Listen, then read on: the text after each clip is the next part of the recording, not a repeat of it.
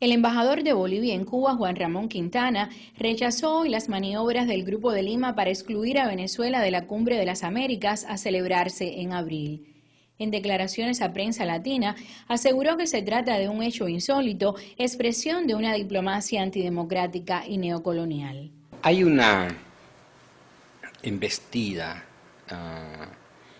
imperial muy agresiva que tiene como objetivo fundamental el de restablecer el dominio tradicional que Estados Unidos mantuvo en América Latina en los últimos años y que eso se interrumpió a raíz de la emergencia de los gobiernos progresistas. Esto, por supuesto, ha generado un gran trauma en Washington y no conformes con impulsar golpes de Estado, procesos de desestabilización. El objetivo hoy fundamental del imperio, además de restablecer su dominio sobre la región, que lo está haciendo a través de la complicidad de gobiernos conservadores de derecha, es el de implantar lo que yo puedo llamar la política de escarmiento, es decir, que nunca más en América Latina se produzca una experiencia de nacionalismos, de progresismos, de gobiernos que tengan la capacidad de definir su propio destino. Y entonces estamos hoy día en una segunda gran ofensiva. Esta ofensiva tiene que ver con el desarrollo de estrategias de guerras no convencionales, de proyectos subversivos operados fundamentalmente por tecnologías intrusivas muy sofisticadas, pero también tiene que ver con la diplomacia de la injerencia y de la intervención.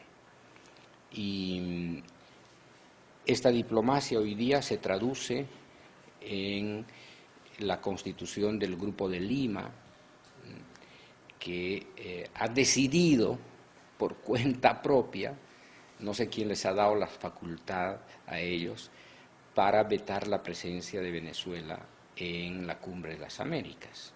Esto es algo insólito en la diplomacia de la integración latinoamericana. Es decir, las cumbres de las Américas, la CELAC, UNASUR, son cumbres que se hacen para unir a los pueblos. Pero la cumbre de las Américas es una cumbre que está más bien pensada para dividir a los pueblos. Y entonces la expresión más grosera de la división de los pueblos es impedir que Venezuela participe de la cumbre. Esta es una violación flagrante, por supuesto, a la propia soberanía del Estado venezolano. Esto contraviene la Declaración de Principios de las Naciones Unidas.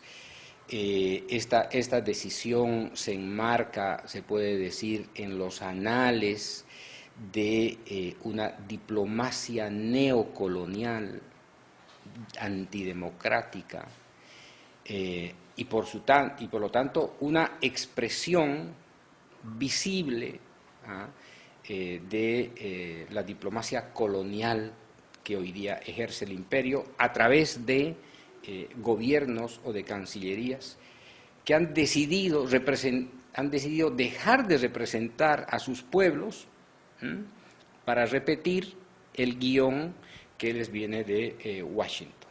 Condenamos, por lo tanto, condenamos de manera categórica esta impostura de un grupo de países que se atribuye la voluntad de toda una región. No sé quién les ha otorgado el permiso, la autorización, quién les ha delegado este ejercicio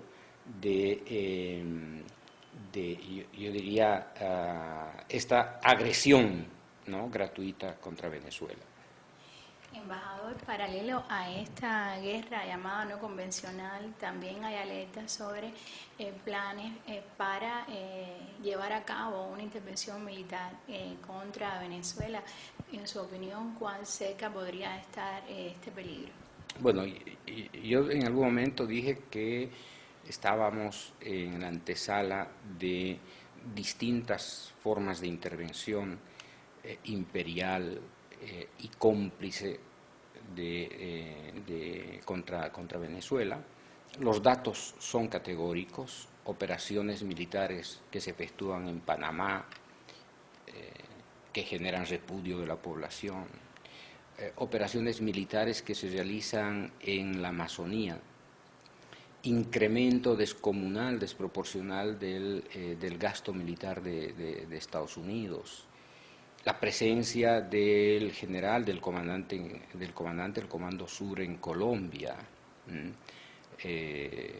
ordenando un presunto plan de intervención, la visita de Tillerson a algunos países de América Latina, fijándoles la ruta crítica que tienen que seguir en caso de mayor presión contra Venezuela o en caso de una intervención militar, pero además explícitamente confesión de culpa, ¿no es cierto?, señalando que hay que retornar a la doctrina Monroe y por lo tanto a la doctrina de América Latina para satisfacer los apetitos geopolíticos de Estados Unidos. Confesión de parte de Tillerson el haber invitado a una parte de las Fuerzas Armadas venezolanas a dar un golpe de Estado. Esto es propio de una política exterior belicosa, beligerante, antidemocrática. El canciller de la ExxonMobil resulta promoviendo golpes de Estado en América Latina y al mismo tiempo con un cinismo lapidario hablando de democracia, de respeto a los derechos humanos, de la convivencia internacional. Entonces, esto resulta realmente irritante para nuestros pueblos en América Latina. Estas señales de intervencionismo diplomático, político, militar, nos tiene que recordar a los pueblos de América Latina y del mundo que Estados Unidos ha vivido, ha construido su hegemonía, ha construido su poder dominante en el mundo precisamente a través de intervenciones militares unilaterales que han tenido como telón de fondo el saqueo de los recursos naturales, el vaciamiento de la riqueza de los pueblos. Sobre el papel de la Organización de Estados Americanos, OEA, en medio de la actual coyuntura, Quintana opinó. La OEA está repitiendo el capítulo más vergonzoso que tuvo cuando se decidió la expulsión de Cuba en la década de los 60. Fue el momento de mayor vergüenza para la OEA. Hoy día podríamos decir que se ha reactualizado esta condición semifeudal de la OEA al servicio de sus amos, de quienes les pagan el salario, de quienes les pagan el plato de lentejas, y hoy día podemos decir que la OEA se ha convertido en un ministerio de la neocolonialidad. Hoy día es un instrumento ya explícito de la recolonización de América Latina, que tiene en el Grupo de Lima su Estado Mayor, su Estado Mayor político, su avanzada política y diplomática. Almagro prácticamente ha transferido la falta de escrúpulo, la falta de vergüenza, la falta de decoro a un grupo de países que hoy día hacen lo que estaba haciendo Almagro de manera personal.